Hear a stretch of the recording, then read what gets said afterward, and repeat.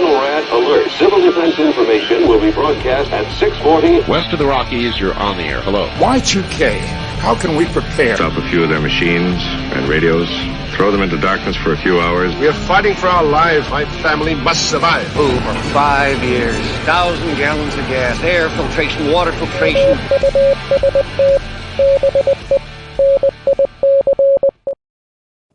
Coming at you live from the frozen tundra that is East Central Alberta, Canada. Welcome back to the workshop where we create community, find freedom, promote preparedness, and share success. I am Toolman Tim. Today is October the 17th, 2024. This is episode 467 of Workshop Radio. How is everyone out there? How are my fellow delinquents? It is good to be back in the chair. I've been back for a couple of weeks now, but this is the first full-fledged this week in prepping, and I see 9 fellow delinquents in here already. It is great to be back, folks. Good to see you. Gunfighter Concealment says, do the free thing and hit that thumbs up button. Just don't hit it too hard because then we might have a first aid issue in the house here. So who do we got? Oh, look at that. Haas is in here. Pippin's in here. Glad to see Pippin. We're going to talk a little bit about his area of the country lately because Pippin is a Florida man, so you know how that is. But let's open up our good old This Week in Prepping with a rule to live by. So I hit the old Google random number generator this week, and I ended up with rule number 4. First time I've had one this low in a long time. And it is definitely something that I have lived by pretty much my entire life. The old idea of being a modern Renaissance man, or whatever you want to call it, you know, just somebody who's into just about everything. And this is a short and sweet rule to live by. And it is know a little bit about everything. And it's funny, but my daughter, Charlotte, messaged me the other day. She was telling me, I don't even remember what it was, some random obscure fact. And she knew the answer to it. And her friend said, how you are just a fountain of misinformation. And she meant that in a good way. And Charlotte says, I'm just always interested in everything.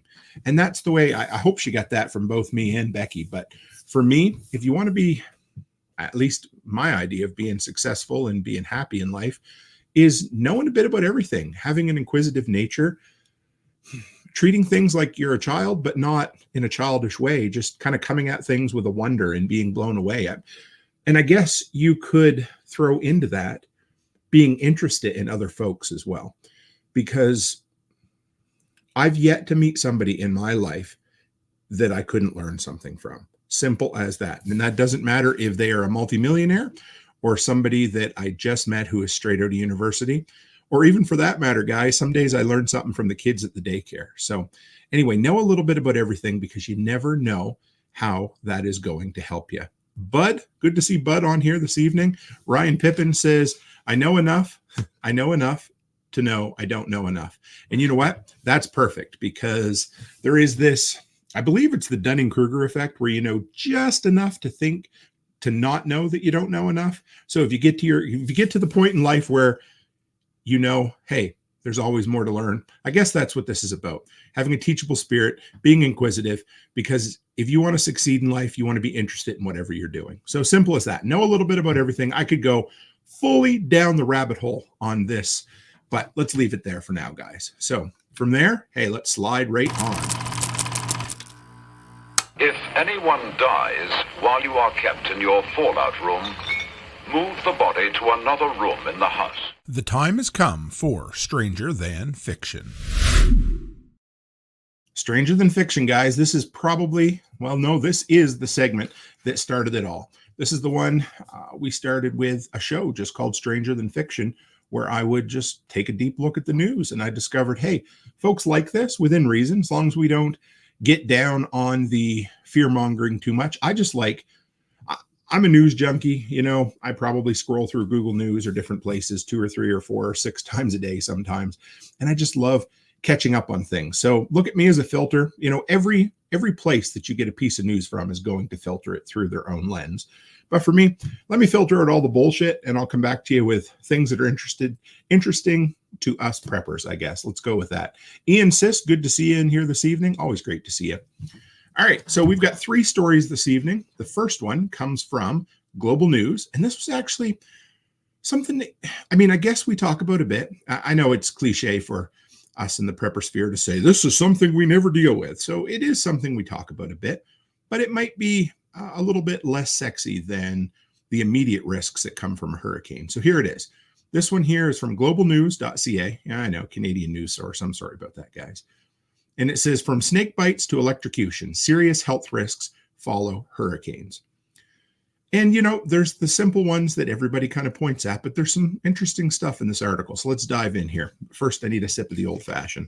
And no shameless plug at all, but Byron sent me this, made me an honorary member of the Frankfurt Bourbon Society. And it is definitely something that I am awfully careful with. I love this glass. So anyway, thanks, Byron. And good to see you, Rachel Brown. All right, Hurricane Milton tore through Florida on Wednesday evening. This was written a few days ago, of course, compounding the devastation caused just weeks earlier by Helene, I don't know. I think it's Helene. If anybody knows, tell me. The region is now grappling with widespread power outages, contaminated water, severe shortage of medical supplies, all posing significant threats to the public health. So the first one that I think just about anybody would look at, and maybe Ian, I don't know how bad the water got where you are either, but if anybody wants to chime in, first and foremost is water risks. And more individuals, here's a stat or a fact that I hadn't heard before, and more individuals will sadly pass away after the storm due to drowning than actually before the storm hits or during the storm. A professor at the Brown School of Public Health in Rhode Island says, okay, said the things that we'll worry about over the next week is making sure that individuals don't put themselves at risk in terms of drowning, risks of electrocution, wounds, making sure that individuals avoid contaminated water. So here's the thing. They were talking, of course, when you get a lot of water saturated in the ground, there's nowhere for the water to drain off. And of course, following a big precipitation event, that water is going to drain down to the lowest point. Now, you know, there's always going to be high points, even in flat areas, but it's going to drain down. And it's one of those things that can catch up to you 2 or 3 days afterwards when people get a little bit desperate. They're heading out for gas for their generator, you know, Doritos for their kids, batteries for their Xbox controllers, and they end up getting washed away, or, you know, worse than that, maybe they drive into something that looks like there's only 2 inches of rain or 2 inches of water, and it ends up being, you know, 3-4 feet. They get submerged, and that is that. Because of course, first responders still aren't going to be able to get around like they want to. Hey, Byron Roberts, just see, he must have heard me. The bourbon's working already. Good to see you, Byron. Echoing those concerns, Florida Department of Health issued an advisory warning residents to avoid floodwaters, which we've heard before. But here's something I hadn't heard of, and I'm going to attempt to pronounce it, and it's probably Latin, and you can laugh at me. Vibrio vulnificus, a potentially life-threatening bacteria that's in water. In other words, something that you can ingest that's going to kill you or make you really, really sick. Vibrio bacteria, commonly found in warm coastal waters, can cause illness when ingested or when open wounds are exposed to contaminated water. Again, something to think about. Do you have something, you know, do you have a cut? Did you get a bruise, a scratch? Were you cutting some lumber or some fell trees? That kind of thing. You don't always think about it. You think, okay, I'll keep the water out of my mouth, but you don't think, hey, there's a big gash on my leg. 3 days later, it's gangrenous, it's filled up, it's pussy, whatever it happens to be. And whoever just logged on is like, what the hell is Tim talking about? After heavy rainfall and flooding, the concentration of these bacteria may rise, particularly in brackish and saltwater environments. Again, something I didn't think about. I normally assume that, you know, with a salt-populated water source is going to be kind of antibacteria. But in this case, it says this bacteria seems to breed in saltwater environments. So kind of goes against, you know, your personal ideas, I guess. There's also an increase. Here's another one. Maybe you guys have thought of this, but I like this article enough to share it. There's also an increased risk of allergies and asthma due to standing water in the area. Damp buildings, soggy items can promote the growth of mold and bacteria, which can trigger allergic reactions and lead to asthma development or exacerbation. Actually, a pretty interesting idea. You imagine, you know, you had a flooded house. There's a YouTuber I watch, and he collects vintage electronics and that sort of thing, and it all got ruined. So then you go in there and you have to clean it up. And what do you deal with? Again, standing water, mold, mildew, all that nasty stuff. I remember some of the houses that I had to go into that had been abandoned for a while when I used to secure bank properties. And this was in an absolute dry, almost desert-like environment that we have here. I can't imagine what it would be like in Florida. I mean, when we went down to Daytona Beach a few years ago, I mean, if it wasn't painted, it had rust on it. That's what it's like, you know? So Pippin says, yeah, black mold is a nasty thing. You don't want it, not a bit. Nobody does. What else we got here for you? This instructor here warned that floodwaters also present another significant risk, and it can lead to an increase in mosquitoes. So again, that can bring disease, but something you don't think about, well, maybe some of you do, it may also invite poisonous snakes into your home or yard. Now, I believe that should say venomous snakes, but we're going to let that go. When these storms come through, it disrupts the natural habitat. There are a number of poisonous snakes in Florida. Yep, water moccasins, which I believe are the same as cottonmouths. I haven't seen one yet, and I hope to never run into one in the wild. Water moccasins are something that we worry about. They go into brush piles. So when individuals are clearing brush, removing debris, this is something they have to be very conscious about. Again, something that people told me very much when you're working in the woods in Tennessee, be very intentional about where you're stepping when you're stepping over things. Be very careful about picking things up by the edge. You don't want to get your hands or feet or anything near you. I mean, our good friend, fellow delinquent, Andy, who was in South America, had a real nasty spell with a venomous creature. So, and he is, you know, he's young and virulent and he's doing fine and he has a family, but man, I wouldn't want to have to go through that. And contaminated drinking water. How about that? After a hurricane, floodwaters often mix with sewage, agricultural runoff, and industrial waste. Sounds like Alberta on a regular basis.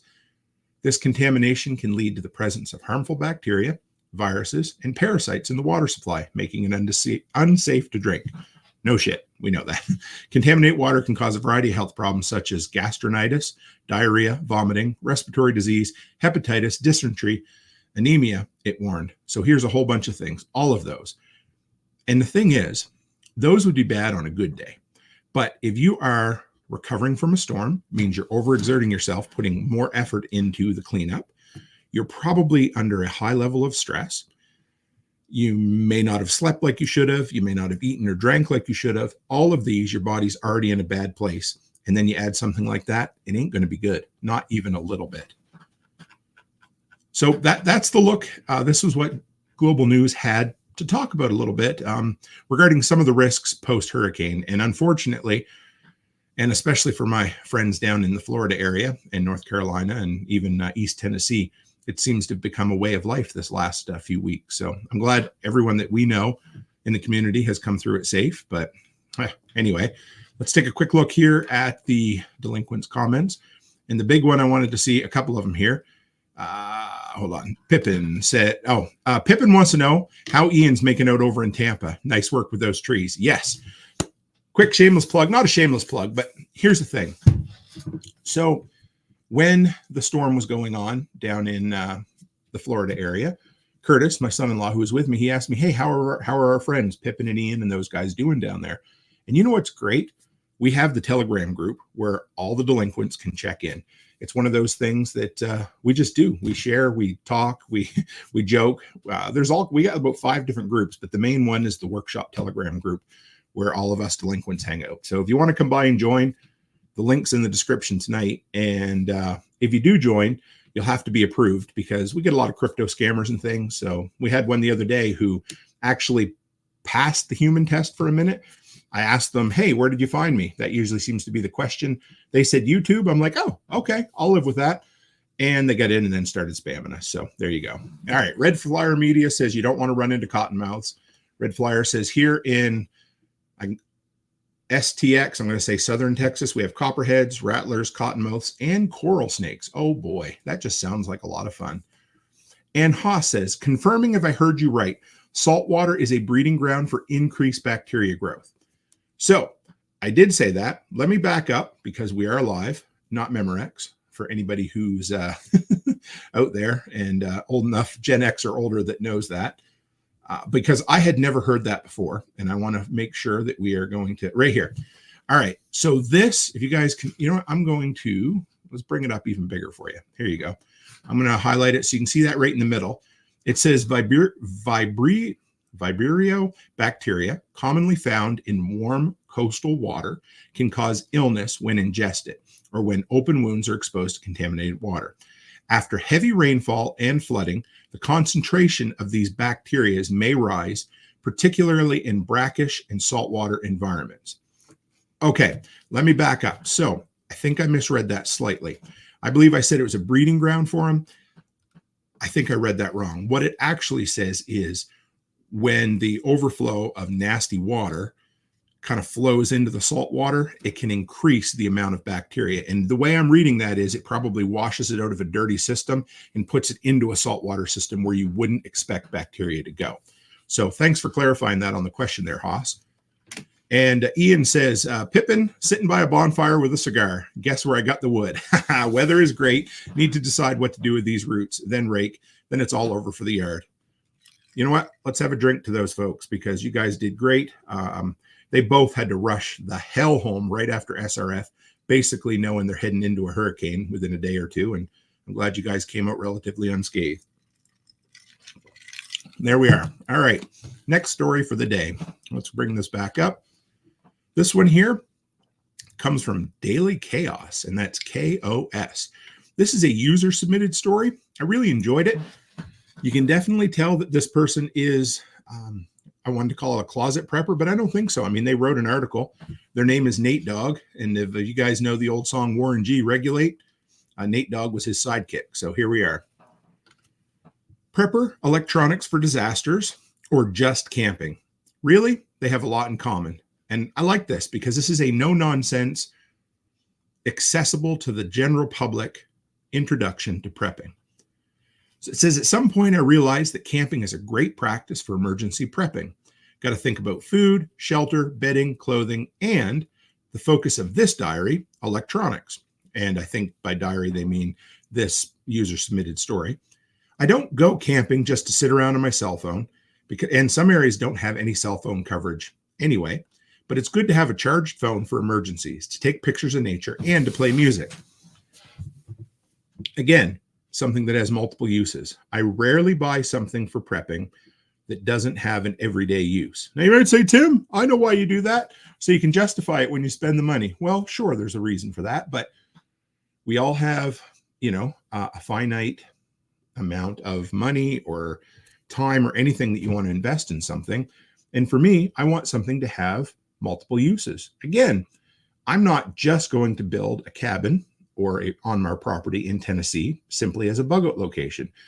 Because if I did, it would end up like that dude that was in one of our early Stranger Than Fiction stories where he built a bunker in New Zealand and it just molded and went to pieces because it had no practical everyday use for him at all. It was literally a bus underground with books and storage supplies and things. And when the dude got there to look it over, it had all rotten and went away. So again, it needs to have a practical everyday use. I was a little surprised that so many folks in recent hurricanes didn't have a way to charge their cell phones and sometimes their laptops. Any of you folks out there run into people like that?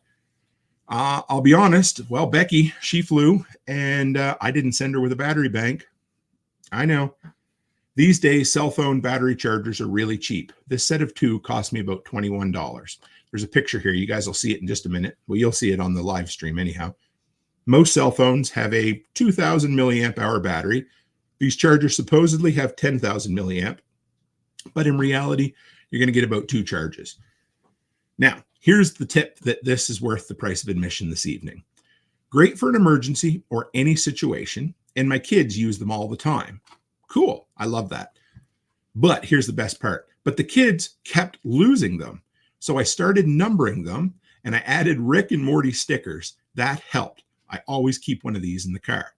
So here's a number 1 and looks like a number 12. So they got a bunch of cheap battery packs around the house. That's kind of like how I've treated the Eneloop rechargeable batteries over the years. But I love this, the idea of making it fun for your kids. Number 1, numbering them so you can keep track of them. But the Rick and Morty stickers. I can be honest, I've never seen an episode of Rick and Morty, but if I was into Rick and Morty and I was a 9-year-old kid, sure as shit, that's going to help me hold on to it just a little bit better. So good on you, Mom or Dad, whoever it was. I guess it's Dad, Nate Dog. It's also a good idea to have lanterns for the night. Some of these lights hook up to a USB, such as the aforementioned battery chargers. Others, the 3 in the back picture here, need to be recharged off a bigger battery after that. The lanterns usually cost under 20 bucks. The one that I love is the Duracell one I got from Costco. Works great, but again, some sort of rechargeable source of light. So we've got power for your electronics, light so you don't kill yourself in the dark. And this one here is a really good one. Recently, I bought a 12,800 milliamp hour portable battery for jump starting a car, which has also got USB outlets for charging cell phones and should keep a laptop charged as well, though I haven't tested it yet. This one was 35 bucks, and I keep it in the car all the time for obvious reasons. Makes sense. Again, practical prepping advice. This is a great article that is somewhat coached in the verbiage of camping. And that's what I like about this. It's accessible. It talks about practical everyday.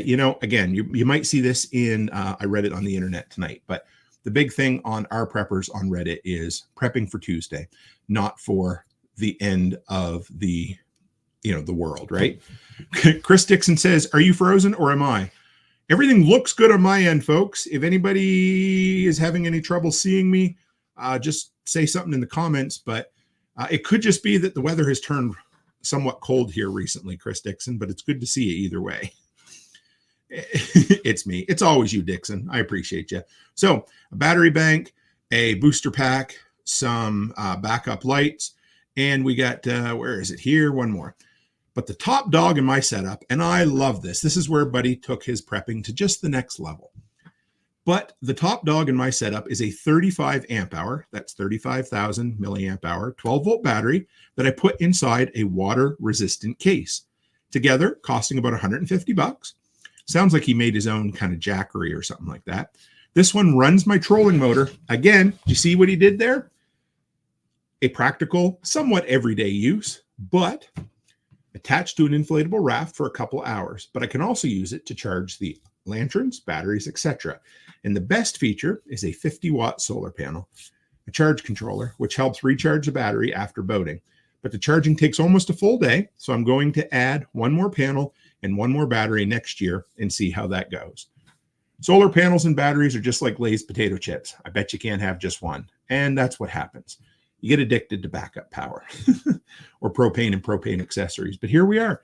I love that little setup. It's dead simple. Works for anybody. Here, if you want to see an up-close picture, guys, this is the trolling motor. He's got a little, what is that, a Plano ball? Anyway, one of those weatherproof, impact-resistant cases. Looks like maybe a Harbor Freight. And a very similar solar panel to the one that I had mounted on the back of my tailgate, my tonneau cover, until it blew off in South Dakota. I have a new one, but I haven't reinstalled it yet. So, hey guys, we got 30 live viewers in here tonight. What a great number. It's good to be back. So there you are. And if you need a normal household 1220 volt outlet for charging, thank you. Pelican Box, Pippin says. For charging other random things like an air mattress with a built-in air pump, you can attach an inverter, which is my favorite solution to just about everything. Just like this one, 80 bucks to a 12 volt battery. And if there's anybody out there who doesn't know what an inverter is, that's okay. But it really is the simplest way to tap into that $40,000, $50,000, $80,000 generator you have sitting in your driveway.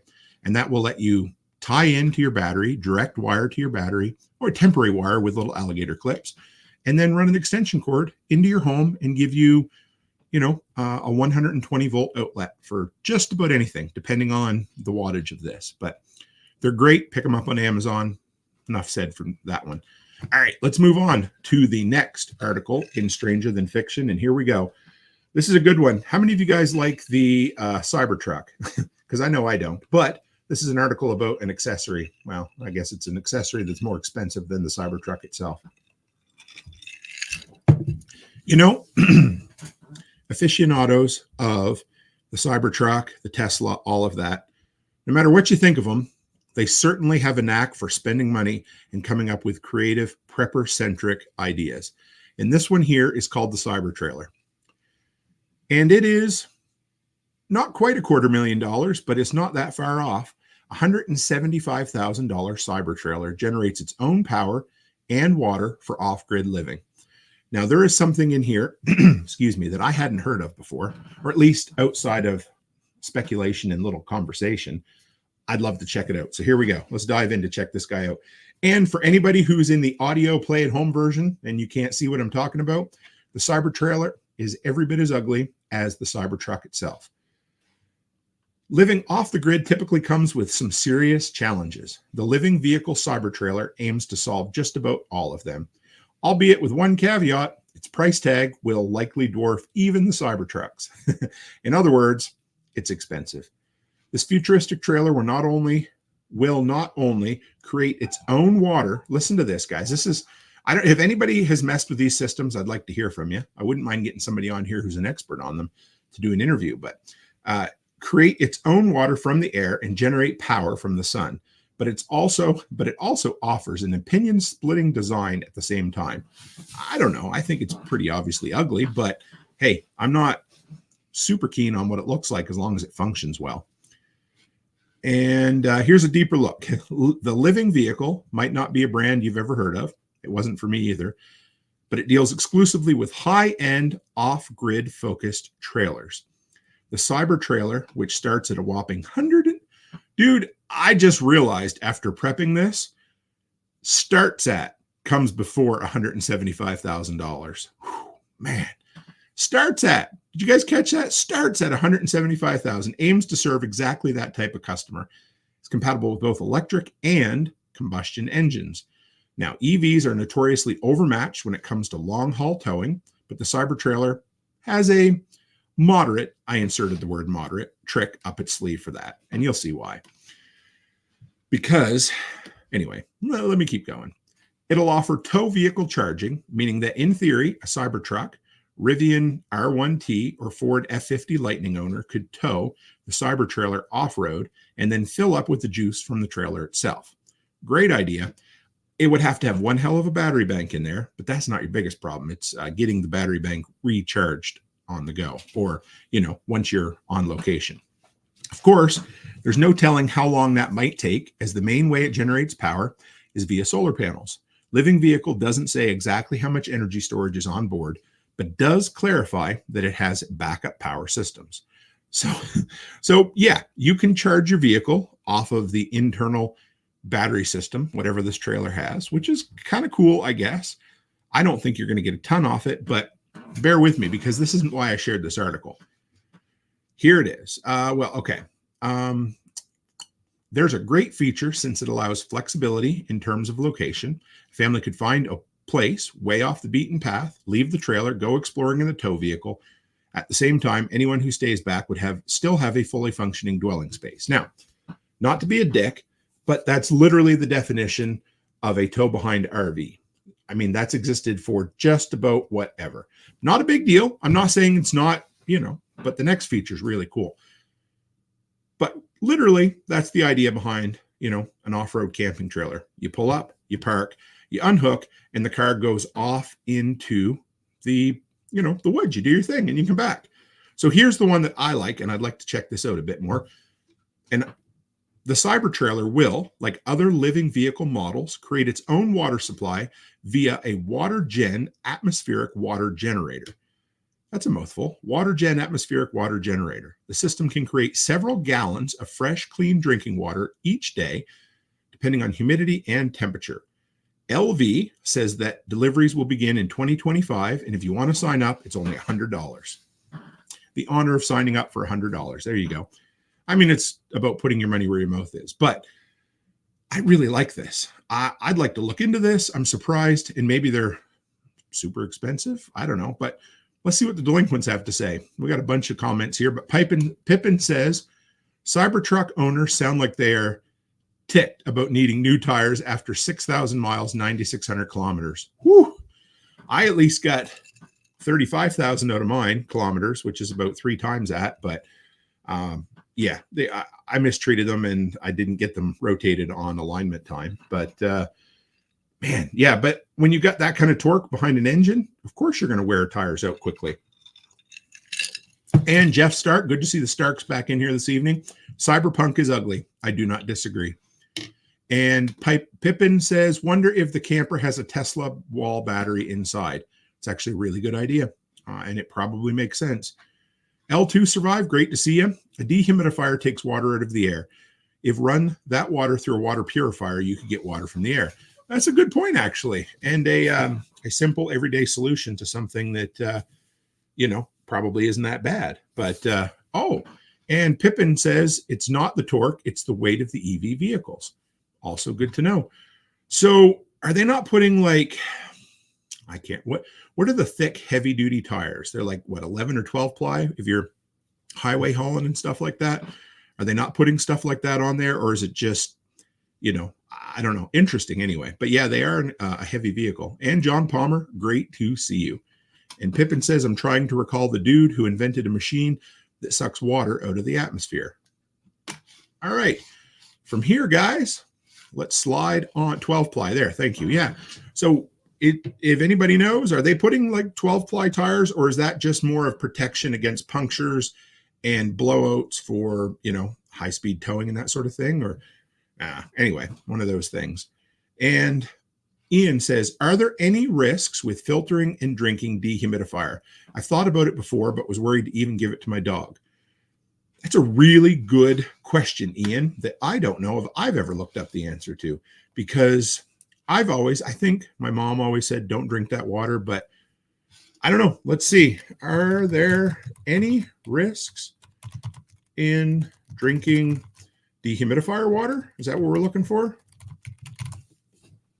No, the water collected from a dehumidifier is generally not considered safe to drink without proper filtration and treatment. While the condensed water is initially pure because it leaves behind the impurities when evaporating in the air, it can quickly become contaminated in the dehumidifier's collection tank. I'm not going to give any advice. That's all we're going to read about this for now. But what I'm thinking is, if you just enclosed it and made sure it was sanitized ahead of time, you might be able to do okay.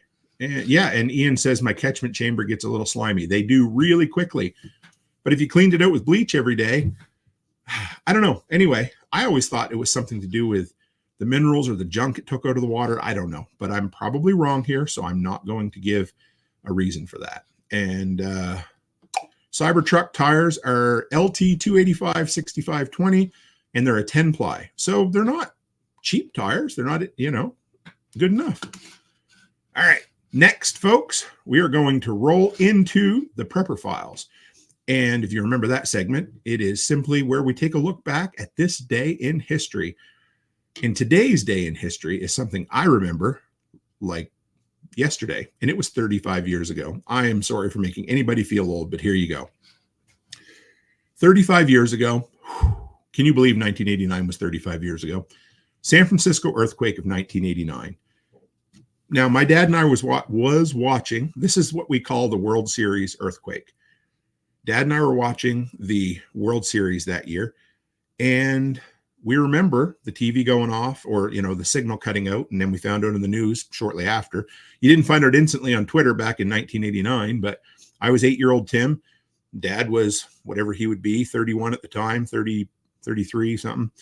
And it was pretty scary. I remember the footage of the bridge collapsing. You can see that right here in the picture. There was a lot of people lost. It was a really nasty earthquake in a really kind of condensed, populous area. And it was scary as all hell. 63 deaths, 3,800 injuries, and an estimated $6 billion in property damage. It was the strongest earthquake to hit the area since the 1906 earthquake. Scary, crazy. I have less than zero experience with earthquakes.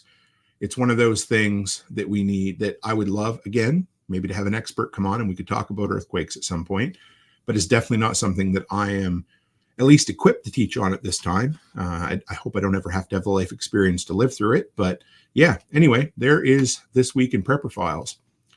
All right, let's pop back over here. Gunfighter says, I'm in Florida.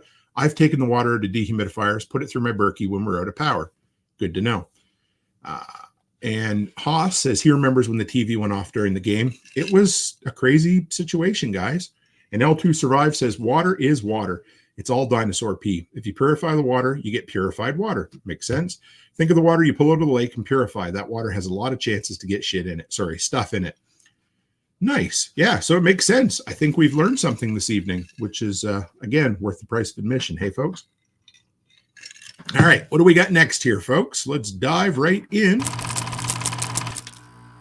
He's dead. They're all dead. Everyone. You and I are in a dead world. And I'm glad it's dead. Cheap, honky-tonk of a world. Coming up next is Workshop Wasteland. Workshop Wasteland, one of my favorite segments of the week. And this is where we take a look at post-apocalyptic and dystopian media, movies, books, video games. But before we do that, I got one more comment here to read regarding the San Francisco earthquake. This is our local multimedia expert who has worked in the TV industry for a while. Red Flyer Media. Rebecca, good to see you. It was the first month I worked in TV. Crazy time to be in media when it happened. We had a TV crew there for something else, and they got all sorts of footage. It was a crazy, man, anyway, being a tiny little East Coast Canadian, we never really had no experience with that sort of thing, but we certainly got to see it up close on TV. All right, so we got 3 quick articles in the Workshop Wasteland. This first one, just heard about it the other day. If you're a video gamer, which in another lifetime I might have been, I just don't have the time, the interest, or the desire anymore. Every so often I think about it, but this is like SimCity, I guess. It's called City 20, and it is basically a post-apocalyptic city building kind of video game. It's available in all places. It says City 20 is a secret nuclear city quarantined after a radioactive leak and left to starve. As one of the survivors inhabiting City 20 years after the accident, you must survive within the sandbox using the environment and society to your advantage. You're completely free to choose how to play and what to do, but be aware the world actively adapts and changes depending on your actions. It's up to you to work with or against the world. Okay, I guess it's a little more of an exploration survival style game, but you see it. It's not, not super expensive looking. I think it's an indie game, but definitely worth trying if you're out there looking to play, a post-apocalyptic kind of wasteland video game. All right, next. This one's kind of cool. The only other, I've seen a couple of post-apocalyptic movies filmed in Canada. And the first one is Pontypool, which is one of my all-time favorite. If you've never seen it, it's about a zombie outbreak that takes place in I believe it's another small Saskatchewan town. And you don't get to see it. You just hear it through radio announcements and phoned in interviewers and like reporters on the spot. Great film. One of my all-time favorites. But this one here, this is new. It has Carrie-Anne Moss and it has Frank Grillo in it. I believe Frank Grillo is a fairly well-known video game voice actor, but Carrie-Anne Moss, you'll know her as Trinity from The Matrix. But this is a bit of a zombie, bit of an outbreak movie. It was filmed last summer on the Badlands, on the beautiful tundra that is Saskatchewan. And here you go. It tells the story of a young man who has amnesia. He bands together with a rugged survivalist in a zombie-like outbreak to find his girlfriend. So she plays kind of a Laurie Strode kind of character from Halloween. She's like an all by herself survivalist. This kid has amnesia. She finds him and they kind of survive together. It has a bit of a twist. The script, it was a dust collecting script from over 10 years ago. Kind of one of those that people want. Oh, I just read Chris Dixon's comment. I'll get to it. I'll read it here in a minute for you guys. But anyway, she kind of survives with him. And it looks like, I'm going to watch it. It's out on VOD, video on demand now. When Becky gets home, we'll sit down and watch it. I'll let you know beforehand. I know that not all our tastes are the same, but it's definitely interesting enough. So it has a bit of a cross with The Last of Us as well, because there's a bit of a fungus kind of. The zombie outbreak kind of turns people into plant matter. The effects look really good. And as long as the acting's good, I can handle it. I'll be absolutely honest. The cover looks a bit like something that you would see. Oh, sorry, Die Alone. Let me bring that up bigger for you here, guys. The movie's called Die Alone. There you are. And This is the cover. It doesn't, the poster art looks a little bit like a mockbuster or something you would see after scrolling over 4 or 5 pages on Amazon Prime, but I'm willing to give it a shot. I was quite excited to see it was filmed in Saskatchewan, post-apocalyptic, and with at least a couple of name actors. So there you go. All right, what do we got next? Let's bring it up. We have the Electric City. The Electric State. This is one that I have been kind of excited to see, but I guess all right. The actors in it, not so sure, but it's got Millie Bobby Brown, the one that plays Eleven from Stranger Things, and Chris Pratt from Guardians of the Galaxy. Both interesting actors. I like Chris Pratt more than I like Millie Bobby Brown. No offense, Millie Bobby. I'm just not a big fan of her acting. However, this one is adapted and directed by the Russo brothers. If you're like, damn, that name sounds familiar. They did all of the good Avengers movies and The Gray Man and The Gray Man 2 on Netflix. So they know action. Oh, they also did Winter Soldier, which might be my favorite Marvel movie. So this is adapted from a graphic novel, fancy name for adult comic books. And it's basically, if robots existed in the 90s, the world kind of ended in the 90s. They became sentient, and humanity and robots some of them went to war, some of them kept their sensibilities. And the trailer opens with Champagne Supernova slowed way down. So typical post-apocalyptic fashion. It looks fun. It's going to be on Netflix in March. Check it out if you want to. It is called The Electric State. I obviously can't show the trailer for copyright reasons, of course, but there you go. All right, what do we got here? Chris Dixon says you'd have to have amnesia to live in Saskatchewan. Oh boy. Yeah, we did it for 6 months, and that was 5.5 months too long. The coldest, driest winter I ever experienced, and you literally could see your dog run away from you for 3 days afterwards. Pippin still plays Days or DayZ, and I have it. I played it a little bit. I really enjoyed what I did. And Pippin says Blade was my favorite Marvel movie. Argue if you must. It's all right. I won't argue with you. I can see that. I don't always love Wesley Snipes, but the Blade movies were really good. All right, sliding right on, folks. Where do we go from here? And you stay on the back roads, and you keep your gun handy. Our country is still full of thieving, murdering patriots. Get ready for I Read It on the Internet. I read it on the internet, guys. That is where we take a look at the front page of the internet, otherwise known as Reddit, or otherwise known as a cesspool of human activity. But anyhow, I digress. However, since you don't have to go there, I do. I'll go to Our Preppers, which is the biggest prepping subgroup on Reddit. And I like to pick out the biggest or, a couple of the biggest articles or posts that are on there full of good discussion. So this one here, again, a lot of content on the hurricanes tonight, but the next one ties into hurricanes, but we'll deal with it. Here we are. Lessons from Milton.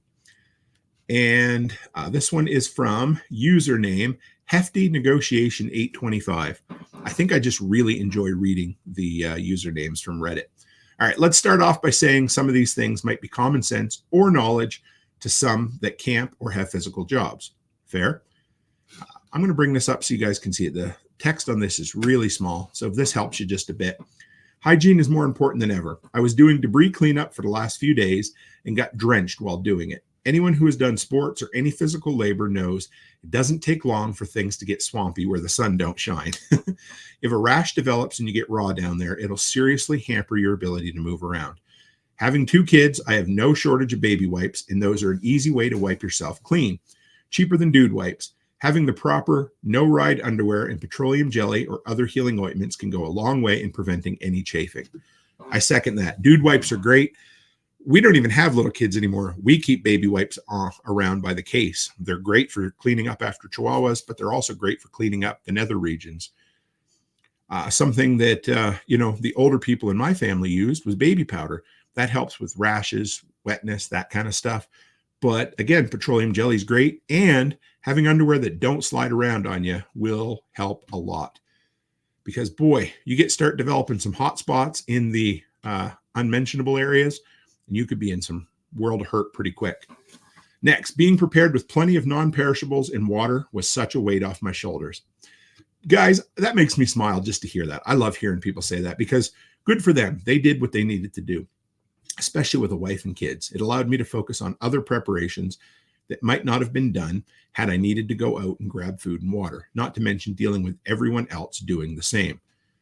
See, number one, it takes the stress off you because you can handle the actual emergencies in and when they're happening, but it also saves you from getting into other bad situations when you go out with the roving masses trying to collect the last bag of pretzels because that's what your wife wants. I remember many, many moons ago, we called it Hurricane Juan or Winter Juan or White Juan, sorry. And it was a hurricane in the wintertime that came as a blizzard. The grocery stores were shut down for 2 or 3 days and they opened, but cash only. Everything had to be handwritten. And it was for just the essentials. It was for things like milk and baby formula and diapers and bread and cheese. And people come in with they wanted chips, they wanted pop. Listen, I get it, but we just weren't allowed to let them get it. It was just the absolute basics in and out. So again, when you have the crazy, stupid decisions people make when the shit hits the fan. I use Milwaukee powered tools for work. So I got a bunch of batteries. Having a few of the battery fans is amazing. Got a few. I'll talk about that in a minute too. Pippin wants to know about a hurricane blizzard. Yeah. It sounds like a Sharknado, doesn't it? I use Milwaukee powered tools. So I had a bunch of batteries. Having a few of the battery fans is amazing. I can put one in each room where we're falling asleep. Makes nights comfortable, and even had to turn it off one night as we got too cold, thanks to the cooler nights this last week. Had it happened in peak summer, the fans would have been even more critical. I have picked up a few battery-powered fans that I'm going to test next spring. 2 reasons. Number one, for review content, but also so that we have to use them down at the Tennessee property. Now, I've been 4 days without power, and I've used a lot of my prep items. It's been quite satisfying to have the preparations work as intended and has helped me tweak or modify my current plans. For those who haven't had to go through a situation where they need to use their gear or setups, keep prepping. I love it. It is so worth it, and it will allow you to help others and yourself in a crisis. My neighbors, thankfully, are similar to me and have some measures of prep, but we have been able to come together as a community and help others that don't have the means. But don't let others know you're prepared. Good piece of advice. If that is your attitude about it, fine. But I know my neighbors and if we are all prepared, we can help each other. Great. I love it. Nothing wrong with that at all. What a success story coming out of a hurricane. All right. Haas says, let's go back to the delinquents here for a moment. They're talking about a possible new Blade movie. Yeah, if you've seen the new Deadpool Wolverine movie, yeah, I'll leave it at that. Marvel has been trying to film a reboot of Blade for several years. W. Snipe said in an interview as he's on Deadpool 38. Pippin says, wait, Tim, a hurricane blizzard? Yes. And Chris Dixon says 80-mile-an-hour winds and 20 inches of snow. Yep, hurricane blizzard. So we had what was called, well, actually, let's back up. My first year living on my own, so it would have been 2004, I think. I was in that little apartment. And in September, we actually had a full-fledged, whatever the lowest strength hurricane was, made landfall in Halifax, Nova Scotia. Completely missed us. We had sunny skies and, fair to midland winds, but it was Hurricane Juan, and it was the most damaging hurricane that we'd had since the Groundhog Day hurricane in the 70s. So it was well known. And a few months later, in February, we had now it wasn't called a hurricane, but it was hurricane strength winds with a blizzard, and it was just like that. There was I'll do the math for you. I've talked about it on some earlier episodes of this, but I believe it was something like 123 centimeters of snow in some crazy places. It was absolutely insane. Let's bring that up on the screen here for you, and we will scroll through it together. There was the Atlantic blizzard. It's called, here it is, White Juan. Nowadays, that might not be as a politically correct name. I don't know. But Pippin says, fuck that shit. White Juan is the unofficial name gave to the hurricane strength nor'easter blizzard of February 04 that affected most of Atlantic Canada. Now, here it is here. Highest winds, 77 miles per hour. So pretty close, 124 kilometers an hour. Maximum snowfall, 95 centimeters or nearly 38 inches. Yep, enough of that. I saw drifts that were, oh man, it was insane. They were 8-10 feet high.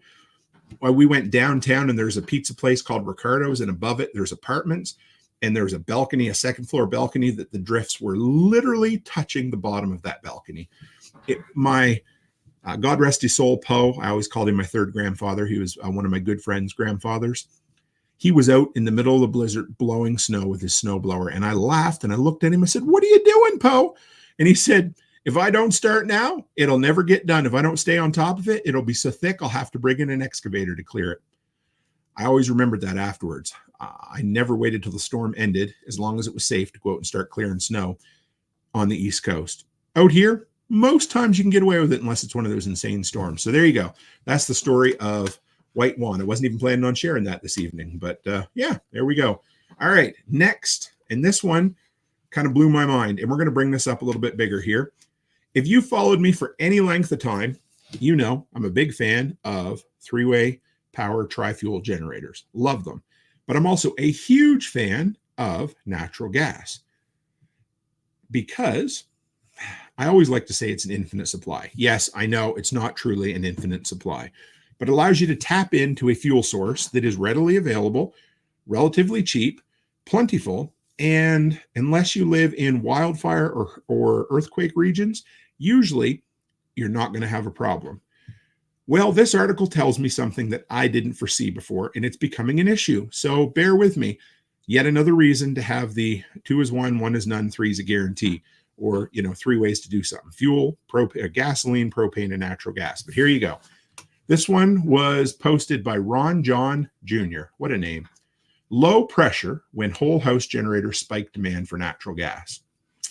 This has been mentioned before in our prepper, so I wanted to share this article. Here it is, right here. State regulators opened an investigation on Wednesday into the impact of natural gas-fed home generators on Louisiana utility systems after houses in Lafourche Parish suffered from low gas pressure during Hurricane Francine, stymieing their backup power. So-called whole home generators have gained increasing popularity in Louisiana for a power backup as hurricanes have slammed the state in recent years and knocked out electricity for days or even weeks. But officials with the LPSC say they are worried that older and smaller gas systems may not be able to handle the burst of demand that increasing number of generators create when the power goes out. Whew, there you go. What do you think about that, guys? There's something I should have foresaw. Anyway, should have been something that maybe I had to give some forethought to, but it's definitely going to go into my next generator video. And that is simply the huge increase of demand on natural gas when the power goes out. I didn't think about that. I should have. It's simple, but in this area, would it be a problem? I don't know very many people that have whole home backup generators that are tied into natural gas in this area. So I don't think it's going to be quite as widespread as it is in the southern areas where it is a, life and or death scenario. But yeah, crazy, hey? So just something else to think about. Another reason to prep multiple fuel sources. I've been talking about it, but we've been looking at an acreage for a little while now. We're probably 3/4 the way through the process. I'm not going to get my hopes up until it's finalized, but I'll share with you. But one of the things I want to do is an idea I heard from Jack Spirko a few years ago, and that's having an above ground fuel storage tank on hand, and it'll be run through the business, and it'll give me a couple 100 gallons of gasoline. I'm pretty excited about that. I have so many ideas, but again, until we find the acreage that we want, I can't. It's good to dream and it's good to think about things, but I'm not going to put the cart before the horse until it does or doesn't happen. So there you go. All right. Next is the Faraday cage. And that was one of the newer segments I started early in the summer. And that's where we take a look at some of the tech related stories of this week. And guess what? There was a couple really good ones. This one was kind of cool. Amazon announces investment in small nuke reactors. Really? To meet data center power demands. If that's not a 21st century news article headline, I don't think I've ever seen one. So I love nuclear power. I don't talk about it very often, but I truly think that, other than solar, I think nuclear power could be one of the solutions for our power crisis that's going to come up at some point. Does it have its issues? Sure. But I actually think it's more inherently safe than just about any other power generation system out there. But again, it's something that they've created their own issues on. Amazon on Wednesday said it was investing in small nuclear reactors, coming just 2 days after similar announcements by Google, as both tech giants seek new sources of carbon-free electricity. I'll be honest, this isn't my concern per se. It doesn't mean that maybe it should be. I don't know, but that's not where I base my decisions on. If they want to, great. But I also love the idea that there's some investment going into the nuclear industry to modularize, to make smaller modular reactors. And hopefully they can start building them at scale and have, every town could have a nuclear reactor. I don't know if that'll happen, but Simpsons reference. There you go. The plans come as the owner of the shuttered, this is crazy. I didn't hear this. You guys might like this. Owner of the shuttered 3 Mile Island nuclear power plant said last month it plans to restart the reactor so tech giant Microsoft can buy the power to supply its data centers. Now, if anybody's wondering why these places are going balls to the wall on data centers and power consumption, 2 letters for you. Artificial intelligence. Just kidding. 2 words, AI. There you go. And that's what it is. Truly, yeah, there's no way around it. That's what it is. And the article goes into it, but there's just this huge demand for cloud storage and artificial intelligence computing power. And so their data centers are going through the roof with power needs. So you have this mental dichotomy that these big tech giants are dealing with. It's, oh, we can't create dirty power. Oh, we need more power. It's like, you got one guy in the back saying, whoa, slow down. And then you got the captain or, Scotty, I can't give you any more power. And then the captain saying, I need more power. And yet, but this is the same company doing both. They're creating their own monster and then they're solving the problems. Quote. So anyway, the International Energy Agency forecasts that data centers' total electricity consumption could reach more than 1,000 terawatt hours in 2026. Guess what? More than doubling from 2022. Estimates suggest that 1 terawatt hour can power 70,000 homes for a year. So let's do that math, ladies and gentlemen. 700,000, 7 million, 70 million. That is 70.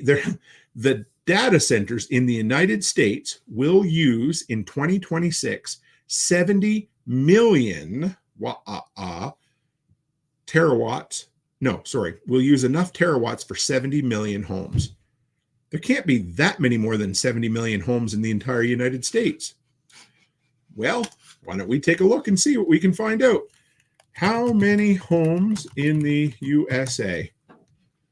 Okay, 145 million homes. There you go. So they're going to use half of the entire household electricity just for data processing. What a great time to be alive, folks. Rachel says, thorium reactors, safer and cleaner, and no weapons needed. I'll have to look into that. I really don't know much about it. And the second story in the Faraday Cage this week, and I loved it. This is a personal thing that I've wanted to see Amazon do for years. I'd like to hear if anybody has any suggestions how this version could be better for preppers than the previous versions. But here it is. This one comes from The Verge. Amazon finally has a color Kindle, and it looks pretty good. Back when I used to be into comic books, I wanted an e-ink reader in color so that I could download comic books and read them easy on my eyes and basically with almost no battery consumption. I love e-ink. I still think it has a big place in the future. If you guys go to Home Depot or Lowe's recently and you look at a lot of their new bin tickets, if you're not sure what bin tickets are, they're the little price tags that clip into the shelves and that sort of thing. A lot of them have been moved to e-ink now. that are updated via in-house Wi-Fi, that sort of thing. Now, of course, does it have its downside? Sure. I could see companies doing dynamic pricing. When you look at something and walk away, all of a sudden the price lowers. Or if they know what your median household income is, they might raise the price when you get there. I don't know. But either way, I do like e-ink. So here we are. Amazon finally has a color Kindle, and it looks pretty good. Some of the things that would be really handy would be, well, okay, a couple things. I would say number one, cookbooks would be great. Now, you don't necessarily need color for cookbooks, but it would certainly help. But you know what would really be awesome on this sort of thing? I would say something like Doc Bones and Nurse Amy's Offgrid medical books, those sort of things. How awesome would that be to have one of those in a color Kindle? Again, black and white would be fine. Color is going to be even better because it's going to be more realistic. You're going to be able to actually see things. So I love it. I think there's a great idea. Now, I'd love to make a video about all the reasons why a color Kindle is better than a black and white Kindle for preppers, but I haven't come up with enough reasons yet. So anybody has any suggestions, send them my way. For years, users have asked Amazon to make a color version of its e-reader. Now the company is finally delivering. It's launching the new Kindle Color Soft Signature Edition, a device that has a lot in common with the new Paperwhite, except of the black and white. This one's color all over. And the color costs $279.99 and is available for pre-order today and shipment starting October 30th. So they're coming quick. Just like Amazon, they usually announce something and then they sell it almost immediately. And I don't think $279.99 is that bad of a price point, to be honest. I want to say that when I bought my first Kindle way back when, 12 years ago, it must have been close to that. So I don't know. Making the color soft happen, Amazon executives said at launch, required a lot more than just swapping in a new display. The technology just wasn't ready, even though their competitors had it. The one thing I'd heard for years was, if you want a colored e-ink screen, it just looks washed out. It almost looks black and white if any sun's on it at all. So I'm excited. I've looked at some videos, some footage. Maybe nobody else is excited, but I think it's kind of cool. So let's take a look at the delinquents community comments here. And it's, yeah, I think you might have. Pippin said, did I get blocked from commenting about the whales being radioactive? You may have. I don't know. There was a guy that I knew back in the day. We nicknamed him Nuke. He used to hang out at the same used music shop that I hung out in high school. And he had a t-shirt that said Nuke the Whales. And I always loved that. I thought that was hilarious. But anyway, I don't see it. Maybe, you know, YouTube's auto moderating system took care of it. All right. L2 Survive said, did they really need that much power to data breach my info to hackers? Well, I think so. Yeah. Yeah. So Chris Dixon, you know, this is what brought this up the other day when I was thinking about this whole system. Chris Dixon says, did you see the flashing tags when you search online? Canadian Tire uses them. It's neat, but yes, I agree. I love the system, and most of this shit is sold to us on convenience. I don't know. I'm sure they have them at some stores in the U.S., but Canadian Tire uses this system. I bring up their app. I look up an item online, and then I can say, I don't ping it in store or whatever, and there'll be tags, the bin tags that, again, are updated via Wi-Fi, and the item you're looking for will flash so you can go up and down the aisle and see where it is. It's pretty cool. It only does it for so long. I know they've put some safeguards in there, but again, it's like whack-a-mole when you're trying to plug security holes, right? Cool. You know, I think all technology is amoral. It can be used for good or bad, and this will definitely be used for both. I'll take advantage of it for the time being, and there we go. All right. Sliding into, actually, we got a new segment here this week, guys, and we're going to go to, here it is. So this is something that I have done at least the last 3 Self-Reliance festivals where I was co-MC for the first couple. This last one, I took a break from it, but I still got roped in, and I don't mind that at all. My good buddy Bobby Spags introduced me to this game. He actually sent me some packages from the guy who created it, and it is called WROL. And that is Without Rule of Law. And they're a fun discussion. So I just picked up one random card. So let me show you. This is like a card game for preppers or survivalists, that sort of thing. And each card has a scenario on it. and it's open for discussion. So I'm going to read the discussion card. If you guys want to throw things up as I go into the next segment, feel free, and we'll come back to it after I read this week in the workshop. So here it is. Scenario number 20. Have you taken steps to secure your home against potential break-ins or burglaries? So this is emergency preparedness basics. Are you ready for world without rule of law? Read it one more time. Have you taken steps to secure your home against potential break-ins or burglaries? Feel free to throw something up in the comments as we go by if you want. This is going to be something we'll do at least monthly. If you guys enjoy it, maybe we'll do it weekly. So next is one of my favorites, and this is This Week in the Workshop. And this is where I guess I take a look at the shit that I managed to get done this week. Just kind of fill you in on what's going on with us. And, you know, just, and the reason for that is twofold: inspiration and accountability.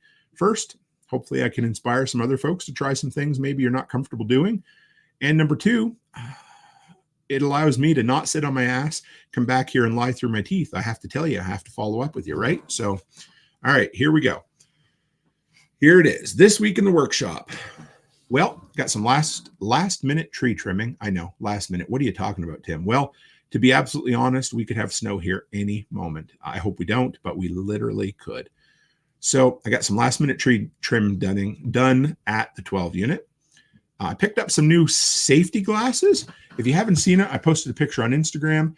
They have a wire mesh in them. They're designed, I believe, for, you know, people who use chainsaws a lot. But the idea is some things are better than no things.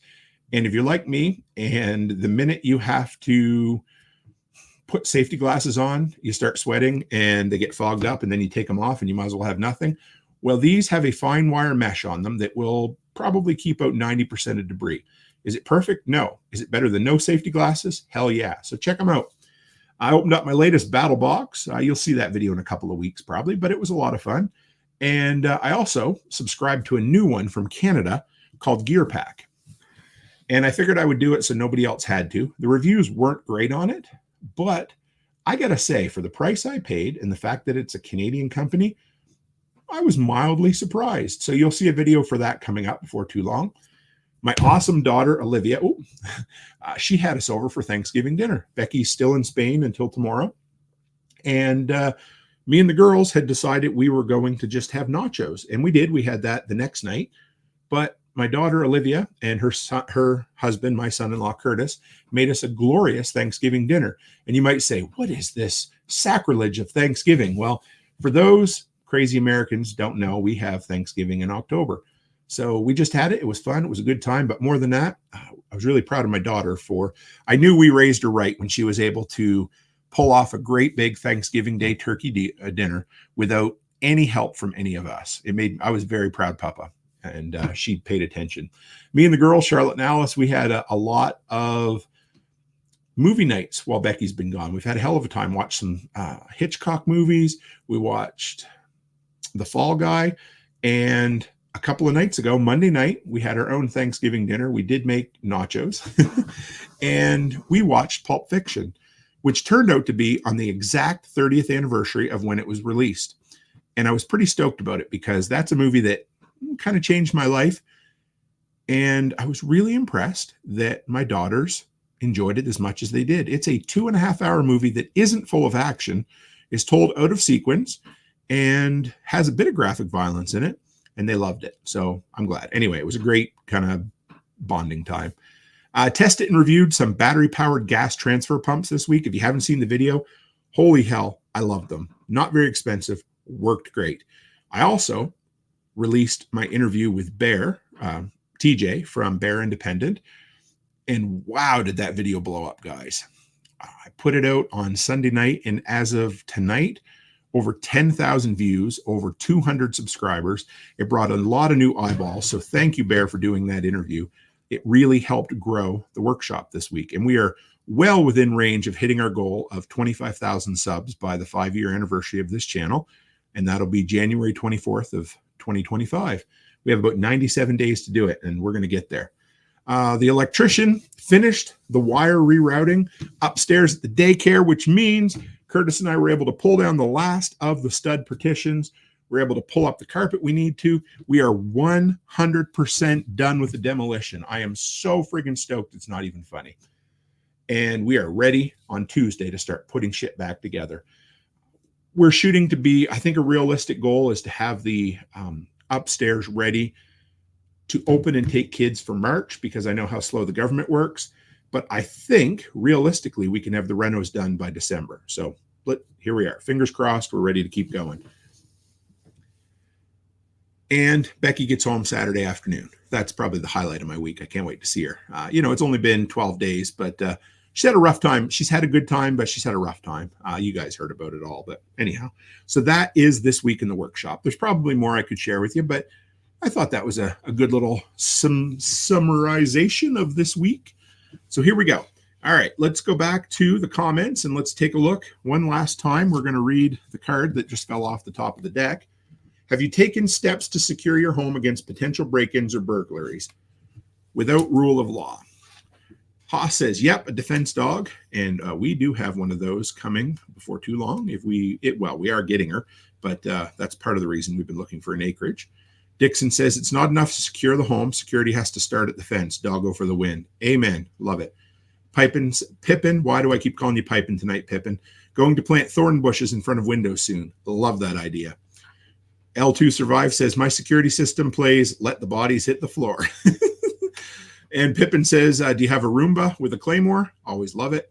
Rachel C says, my entire life is in locked shipping containers on our raw land. So closed gate, barbed wire fence, big dog, and stay strapped. LOL. RV door is not going to hold anyone out. Fair enough. And yeah, there you go. What do we got next? Oh, I know what we got next. Here you go. It's the apocalypse, end of days, the judgment day, the end of the world, my friend. Let's dig into the community mailbag. Here we go, folks. This is the community mailbag, where we take a look into the bag that holds the nails and see what kind of feedback I got this week. Some pretty cool stuff. I'm telling you guys, the YouTube channel has been blowing up. We hit 20,000 subscribers 5 days ago, and we're over halfway to 21,000. We're like 20,600, and there's just a ton of new faces in. I'm excited. I hope that we can all, welcome a few new folks and at least share a little bit about prepping with everybody. This one come from Joe Rizzo 53, and he said, while I was remodeling my home near Tampa 2 years ago, I installed a whole home Generac 24,000 kilowatt generator. It is capable of running everything in our home, including 3 ACs, 4 fridges and freezers, oven, dryer, pool pump, private well, all indoor-outdoor lighting. It's fueled by a 250-gallon in-ground propane tank. There's about a 5-day supply of propane if you run it 24/7. Our power was out for 4 days from Hurricane Milton. I ran the Jenny 12 hours a day to double my fuel range.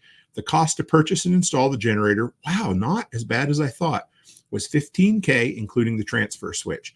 The dedicated propane tank cost another $4,000. I think this is the best investment I ever made in my home. I'd love to see the day where every home had a backup power generating system. Now, I don't want it legislated. I don't think there's any reason that should happen because the government always finds ways to fuck things up royally. And in this instance, they would. But I think it's great advice that if someone's building a new home, especially, have a backup power system of some sort or another. Next comes from Ed Celio. And if Rebecca's still in here, I think she'll like this comment quite a bit.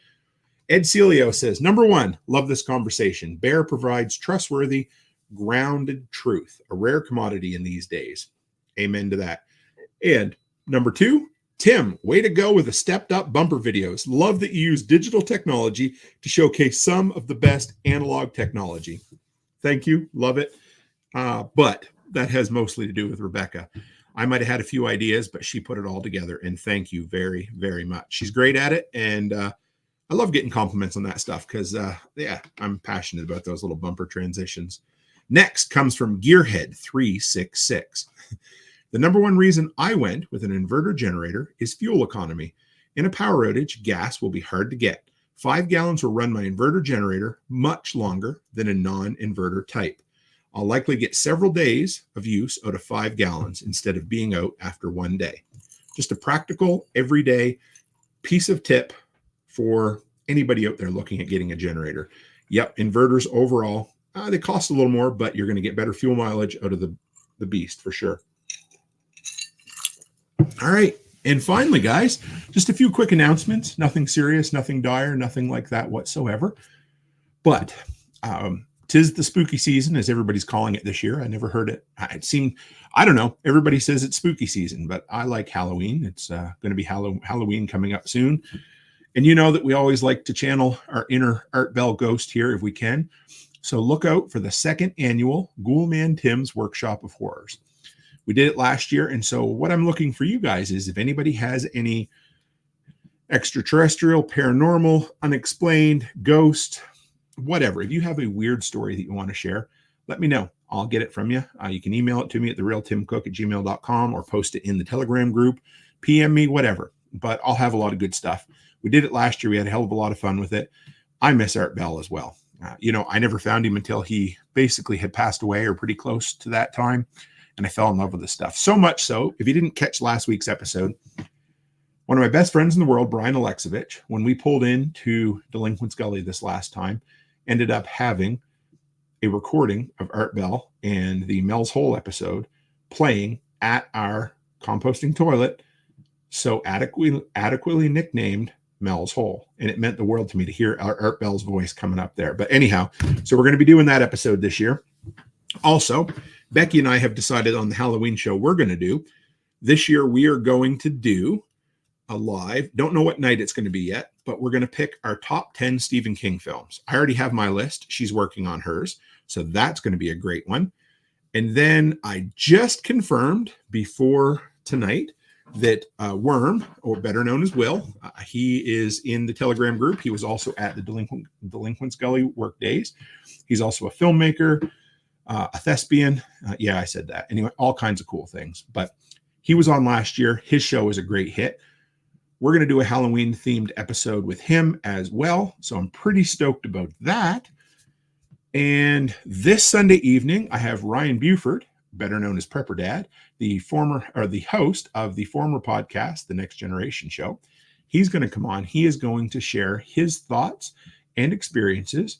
He landed at Prepper Camp Wednesday or Thursday before the hurricane came through, and he was there for the duration of it. Not many people showed up, but he was one of the ones that had to prep and survive through that event. He's going to come on and share the good, the bad, and the ugly from it. So I'm stoked about that. And I have nailed down a day and time, but John Willis and I are going to be doing a monthly live. It's going to be, I believe, the fourth Monday of every month. And so that makes it, I think, the 28th. Give me a second here and I'll give you the date exactly. Yep, the 28th at 10 a.m. Central Time. So 9 a.m. Mountain Time. So we're going to be doing one. And it'll be, I don't even know exactly what all we're going to be talking about, but John and I have committed to doing once a month together. We always have a hell of a time chatting together. And he mentioned it to me and I said, I would love to do it. So I'm going to put it all together. John's going to show up. We'll do discussions. We'll probably talk about the news. And of course, we'll do Q&A with folks. So it's going to be a lot of fun. I just think the world of John. He's a mentor of mine. He's given Becky and I so much good advice. And I was pretty stoked that he wanted to do this going forward. So anyway, keep an eye out for that. Shameless plug, but here you go. Wearing one of his shirts tonight, a lot less 1984 and a whole hell of a lot more 1776. So guys, I hope, Pippin says, finally, another morning show. Yeah, it's only going to be monthly, but either way, I'm excited. I'd love to do a morning show. And, I love the evening shows. I do, but this will be great. John and I will have a hell of a time. We always do whenever we get together. So I hope you guys enjoyed this evening show. I had a hell of a time putting it together for you. I talked to Brian Alexovich a while back, and I said, dude, I got to figure this out. I love doing my show. I love our damn community. I said, but I am spending too much time putting together This Week in Prepping. And I realized I could do the same show with the same quality. I was just spinning my wheels a little too much. It wasn't a reflection of the show quality. It was a reflection of me spending too long in the office for no reason. So I decided I put my I put a time frame to it. I set a timer on my phone. I put the show together, and then I set it and forget it and come down and have a hell of a time with you guys. So thanks, guys. I'm so stoked to be back. Going forward, we're going to have Thursday show live every week, Sunday evening at the same time. Some will be live, some will be pre-recorded, and that's all there is to it. So, folks, it's great to see you once again. I'm glad you were back. I think we topped out at 30 live viewers, and this was only on YouTube. So, once again, great to see you. And as always, stay happy, stay healthy, and have a great week.